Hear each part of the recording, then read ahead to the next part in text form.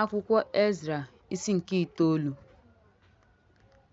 Mgbe e mechara ihe ndị a, ndị isi bịakwutere m na-asị, ndị Izrel, ndị nchụaja na ndị Livayị ekewapụbeghị onwe ha n'ebe ndị mba ọzọ nọ n'ihe arụ ha, ya bụ, site n'aka ndị Kenan, ndị Het, ndị Perizat, ndị Zebus, ndị Amọn, ndị Moab, ndị Ijipt na ndị Amorait, n'ihi na ha lụrụ ụmụ nwaanyị na ụmụ ha nwoke.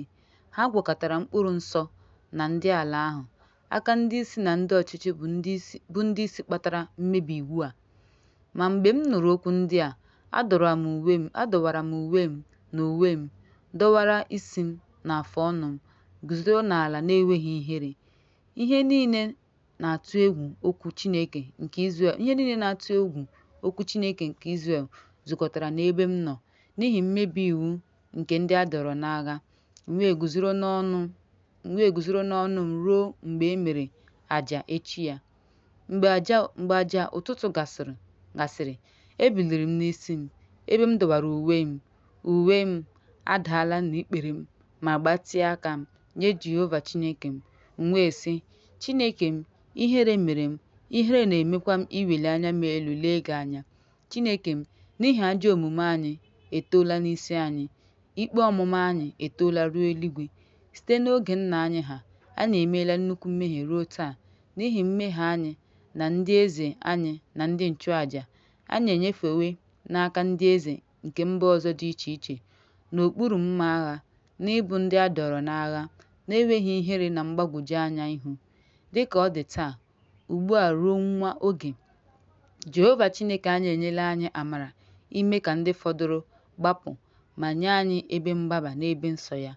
Ebe a ka Chineke wee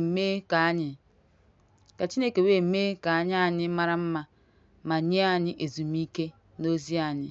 N'ihi na ọ bụ ezie na anyị bụ ndị ohu Chineke anyị ahapụghị anyị n'agbụ anyị, kama o gosiri ndị eze Peshia ebere, na-enye anyị ndụ, na-ewulite ụlọ Chineke anyị, na-arụzi ebe ya, ma na-ewu mgbidi na Juda na Jerusalem. Ma ugbu a, Chineke anyị, gịnị ka anyị ga-ekwu mgbe nke a gasịrị?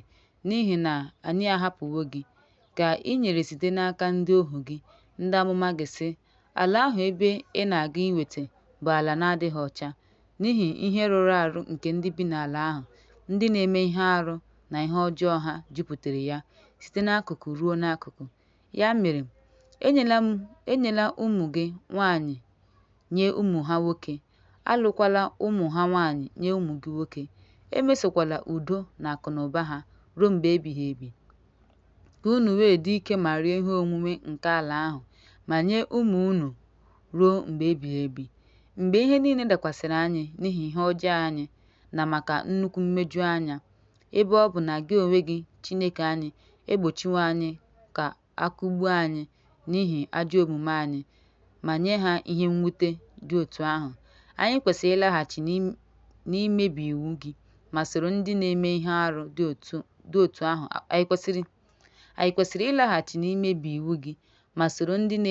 arụ dị otu ahụ akpakọrịta. Ị gaghị ewesa ha iwe ruo n'oke nke ibibi ha, ka e wee ghara inwe ndị fọdụrụ na ndị na-enweghị ihe fọdụrụ. Otu onye azọpụtara, Jehova Chineke Izrel, ị bụ onye ezi omume, n'ihi na egbochiwo anyị ịgba ọsọ. Dịka ọ dị taa, lee, anyị guzoro n'ihu gị n'ikpe ọmụma anyị. Ya mere, anyị enweghị ike iguzo n'ihu gị maka nke a.